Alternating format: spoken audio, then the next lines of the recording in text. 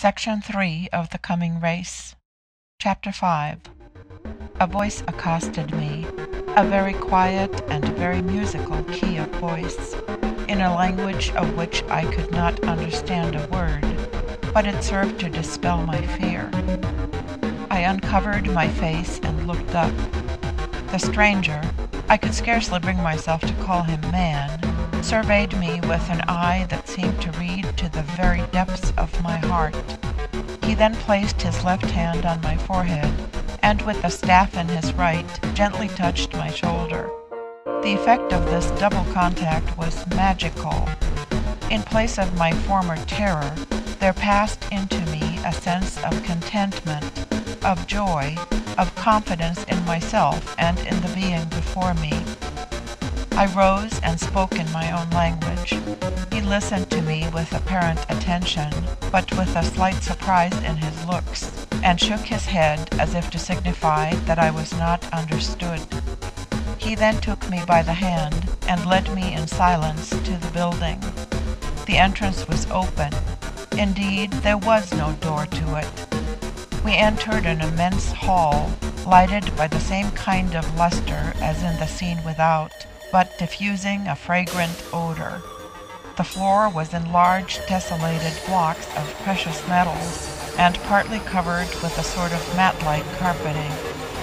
A strain of low music, above and around, undulated as if from invisible instruments, seeming to belong naturally to the place, just as the sound of murmuring waters belongs to a rocky landscape, or the warble of birds to vernal groves. A figure in a simpler garb than that of my guide, but of similar fashion, was standing motionless near the threshold. My guide touched it twice with his staff, and it put itself into a rapid and gliding movement, skimming noiselessly over the floor. Gazing on it, I then saw that it was no living form, but a mechanical automaton. It might be 2 minutes after it vanished through a doorless opening, half screened by curtains at the other end of the hall, when through the same opening advanced a boy of about 12 years old, with features closely resembling those of my guide, so that they seemed to me evidently son and father. On seeing me, the child uttered a cry and lifted a staff like that borne by my guide, as if in menace. At a word from the elder, he dropped it. The two then conversed for some moments, examining me while they spoke. The child touched my garments and stroked my face with evident curiosity, uttering a sound like a laugh, but with a hilarity more subdued than the mirth of our laughter. Presently the roof of the hall opened, and a platform descended, seemingly constructed of the same principle as the lifts used in hotels and warehouses for mounting from one story to another. The stranger placed himself and the child on the platform and motioned to me to do the same, which I did. We ascended quickly and safely, and alighted in the midst of a corridor with doorways on either side. Through one of these doorways I was conducted into a chamber fitted up with an oriental splendor. The walls were tessellated with spars and metals and uncut jewels. Cushions and divans abounded. Apertures, as for windows, but unglazed, were made in the chamber, opening to the floor. And as I passed along, I observed that these openings led into spacious balconies, and commanded views of the illumined landscape without. In cages, suspended from the ceiling, there were birds of strange form and bright plumage, which at our entrance set up a chorus of song, modulated into tune as is that of our piping bullfinches. A delicious fragrance, from censers of gold elaborately sculptured, filled the air. Several automata like the one I had seen stood dumb and motionless by the walls. The stranger placed me beside him on a divan, and again spoke to me, and again I spoke, but without the least advance towards understanding each other. But now I began to feel the effects of the blow I had received from the splinters of the falling rock more acutely than I had done at first. There came over me a sense of sickly faintness, accompanied with acute lancinating pains in the head and neck. I sank back on the seat and strove in vain to stifle a groan. On this, the child, who had hitherto seemed to eye me with distrust or dislike, knelt by my side to support me. Taking one of my hands in both his own, he approached his lips to my forehead, breathing on it softly. In a few moments my pain ceased. A drowsy, heavy calm crept over me. I fell asleep. How long I remained in this state I know not, but when I woke I felt perfectly restored.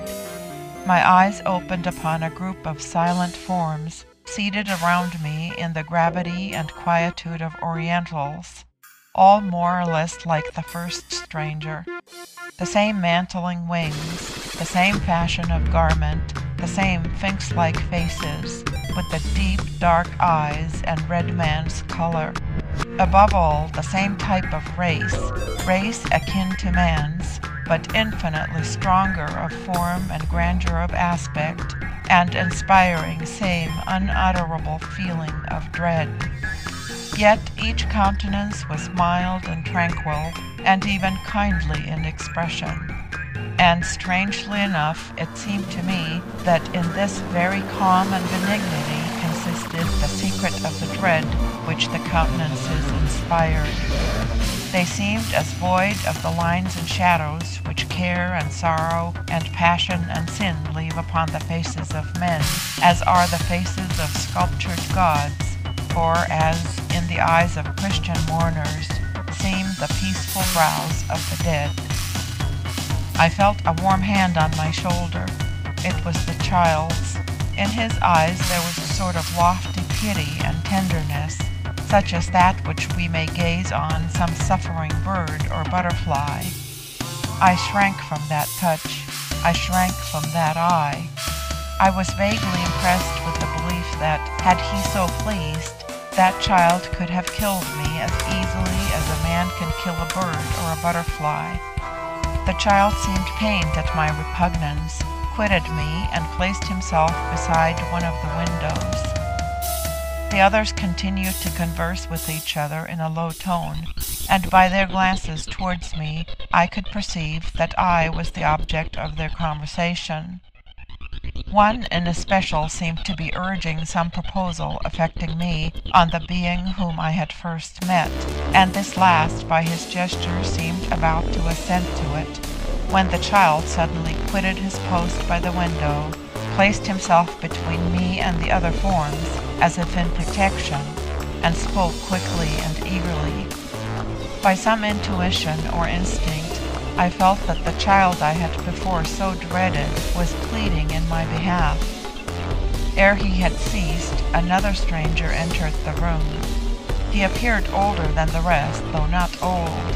His countenance, less smoothly serene than theirs, though equally regular in its features, seemed to me to have more the touch of a humanity akin to my own.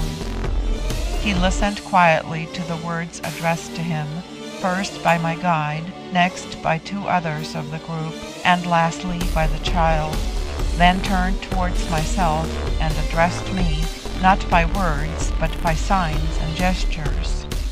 These I fancied that I perfectly understood, and I was not mistaken. I comprehended that he inquired whence I came. I extended my arm and pointed towards the road which had led me from the chasm in the rock. Then an idea seized me. I drew forth my pocket-book and sketched on one of its blank leaves a rough design of the ledge of the rock, the rope, myself clinging to it, then of the cavernous rock below, the head of the reptile, the lifeless form of my friend.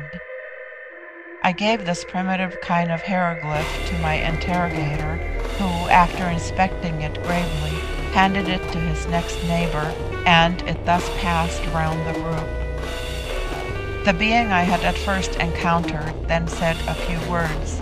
and the child, who approached and looked at my drawing, nodded as if he comprehended its purport, and returning to the window, expanded the wings attached to his form, shook them once or twice, and then launched himself into space without. I started up in amaze and hastened to the window. The child was already in the air, buoyed on his wings, which he did not flap to and fro as a bird does, but which were elevated over his head, and seemed to bear him steadily aloft without effort of his own. His flight seemed as swift as an eagle's, and I observed that it was towards the rock whence I had descended, of which the outline loomed visible in the brilliant atmosphere. In a very few minutes he returned, skimming through the opening from which he had gone, and dropping on the floor the rope and grappling hooks I had left at the descent from the chasm. Some words in a low tone passed between the beings present. One of the group touched an automaton, which started forward and glided from the room. Then the last comer, who had addressed me by gestures, rose, took me by the hand, and led me into the corridor. There the platform by which I had mounted awaited us. We placed ourselves on it, and were lowered into the hall below. My new companion, still holding me by the hand, conducted me from the building into a street, so to speak, that stretched beyond it, with buildings on either side, separated from each other by gardens bright with rich-colored vegetation and strange flowers. Interspersed amidst these gardens, which were divided from each other by low walls, or walking slowly along the road, were many forms similar to those I had already seen. Some of the passers-by, on observing me, approached my guide, evidently by their tones, looks, and gestures addressing to him inquiries about myself. In a few moments a crowd collected around us, examining me with great interest, as if I were some rare wild animal. Yet even in gratifying their curiosity, they preserved a grave and courteous demeanor, and after a few words from my guide, who seemed to me to deprecate obstruction in our road, they fell back with a stately inclination of head, and resumed their own way with tranquil indifference. Midway in this thoroughfare we stopped at a building that differed from those we had hitherto passed, inasmuch as it formed three sides of a vast court, at the angles of which were lofty pyramidal towers. In the open space between the sides was a circular fountain of colossal dimensions, and throwing up a dazzling spray of what seemed to me fire. We entered the building through an open doorway, and came into an enormous hall, in which were several groups of children, all apparently employed in work as at some great factory. There was a huge engine in the wall, which was in full play, with wheels and cylinders resembling our own steam engines, except that it was richly ornamented with precious stones and metals, and appeared to emanate a pale phosphorescent atmosphere of shifting light. Many of the children were at some mysterious work on this machinery, others were seated before tables. I was not allowed to linger long enough to examine into the nature of their employment. Not one young voice was heard, not one young face turned to gaze on us. They were all still and indifferent as may be ghosts, through the midst of which pass unnoticed the forms of the living. Quitting this hall, my guide led me through a gallery richly painted in compartments, with a barbaric mixture of gold in the colors, like pictures of Louis Cranach. The subjects described on these walls appeared to my glance as intended to illustrate events in the history of the race amidst which I was admitted. In all there were figures, most of them like the man-like creatures I had seen, but not all in the same fashion of garb, nor all with wings. There were also the effigies of various animals and birds, wholly strange to me, with backgrounds depicting landscapes or buildings.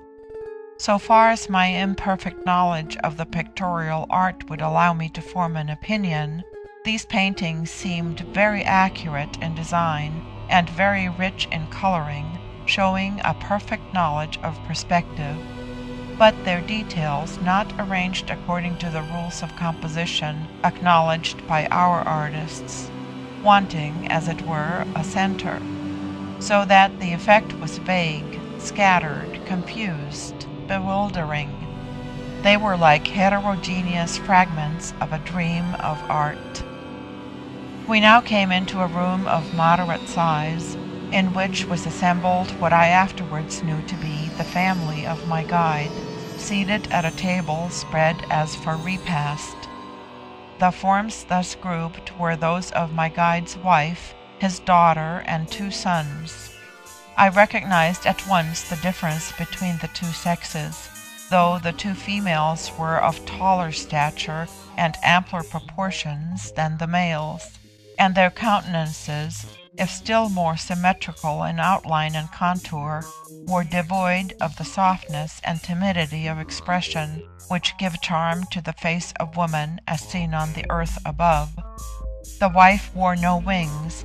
The daughter wore wings longer than those of the males.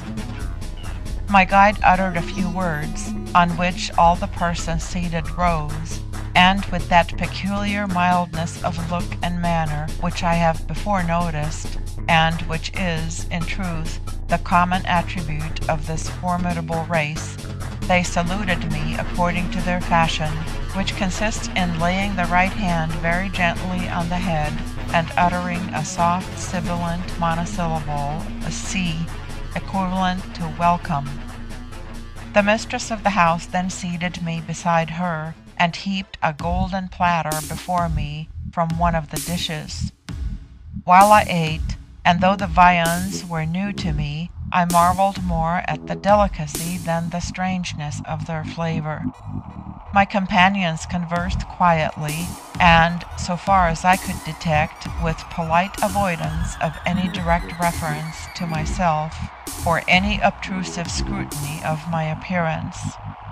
Yet I was the first creature of that variety of the human race to which I belong that they had ever beheld, and was consequently regarded by them as a most curious and abnormal phenomenon. But all rudeness is unknown to this people, and the youngest child is taught to despise any vehement emotional demonstration. When the meal was ended, my guide again took me by the hand, and re-entering the gallery, touched a metallic plate inscribed with strange figures, and which I rightly conjectured to be of the nature of our telegraphs. A platform descended, but this time we mounted to a much greater height than in the former building, and found ourselves in a room of moderate dimensions, and which in its general character had much that might be familiar to the associations of a visitor from the upper world. There were shelves on the wall containing what appeared to be books, and indeed were so, mostly very small, like our diamond duodecimos, shaped in the fashion of our volumes, and bound in sheets of fine metal. There were several curious-looking pieces of mechanism scattered about, apparently models, such as might be seen in the study of any professional mechanician. 4 automata, mechanical contrivances which, with these people, answer the ordinary purposes of domestic service, stood phantom-like at each angle in the wall. In a recess was a low couch or bed with pillows. A window, with curtains of some fibrous material drawn aside, opened upon a large balcony. My host stepped out into the balcony. I followed him. We were on the uppermost story of one of the angular pyramids. The view beyond was of a wild and solemn beauty impossible to describe. The vast ranges of precipitous rock which formed the distant background, the intermediate valleys of mystic, many-colored herbage, the flash of waters, many of them like streams of roseate flame, the the serene luster diffused over all by myriads of lamps, combined to form a whole of which no words of mine can convey adequate description. So splendid was it, yet so sombre, so lovely, yet so awful. But my attention was soon diverted from these nether landscapes. Suddenly there arose, as from the streets below, a burst of joyous music. Then a winged form soared into the space. Another, as if in chase of the first, another and another, others after others, till the crowd grew thick and the number countless. But how describe the fantastic grace of these forms in their undulating movements? They appeared engaged in some sport or amusement, now forming into opposite squadrons, now scattering, now each group threading the other, soaring, descending, interweaving, severing, all in measured time to the music below, as if in the dance of the fabled Peri. I turned my gaze on my host in a feverish wonder. I ventured to place my hand on the large wings that lay folded on his breast, and in doing so a slight shock of electricity passed through me. I recoiled in fear. My host smiled, and, as if courteously to gratify my curiosity, slowly expanded his pinions. I observed that his garment beneath them became dilated as a bladder that fills with air. The arms seemed to slide into the wings, and in another moment he had launched himself into the luminous atmosphere, and hovered there, still and with outspread wings, as an eagle that basks in the sun. Then, rapidly as an eagle swoops, he rushed downwards into the midst of one of the groups, skimming through the midst, and as suddenly again soaring aloft. Thereon, three forms, in one of which I thought to recognize my host's daughter, detached themselves from the rest, and followed him as a bird sportively follows a bird. My eyes, dazzled with the lights and bewildered by the throngs, ceased to distinguish the gyrations and evolutions of these winged playmates, till presently my host re-emerged from the crowd and alighted at my side. The strangeness of all I had seen began now to operate fast on my senses. My mind itself began to wander. Though not inclined to be superstitious, nor hitherto believing that man could be brought into bodily communication with demons, I felt the terror and the wild excitement with which, in the Gothic ages, a traveller might have persuaded himself that he witnessed a sabbat of fiends and witches.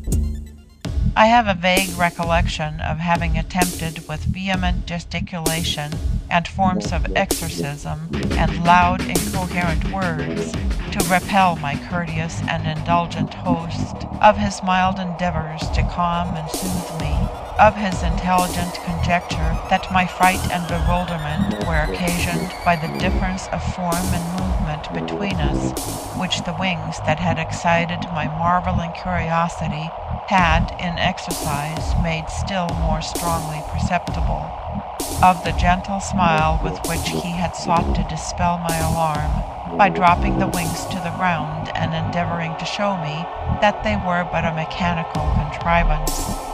That sudden transformation did but increase my horror, and as extreme fright often shows itself by extreme daring, I sprang at his throat like a wild beast. On an instant I was felled to the ground as by an electric shock, and the last confused images floating before my sight, ere I became wholly insensible, were the form of my host kneeling beside me with one hand on my forehead, and the beautiful calm face of his daughter, with large, deep, inscrutable eyes intently fixed upon my own. Chapter 6. I remained in this unconscious state, as I afterwards learned, for many days, even for some weeks according to our computation of time. When I recovered, I was in a strange room. My host and all his family were gathered round me, and to my utter amaze my host's daughter accosted me in my own language with a slightly foreign accent. "How do you feel?" she asked. It was some moments before I could overcome my surprise enough to falter out, "You know my language? How? Who? And what are you?" My host smiled and motioned to one of his sons, who then took from a table a number of thin metallic sheets on which were traced drawings of various figures: a house, a tree, a bird, a man, etc. In these designs I recognized my own style of drawing. Under each figure was written the name of it in my language and in my writing, and in another handwriting a word strange to me beneath it.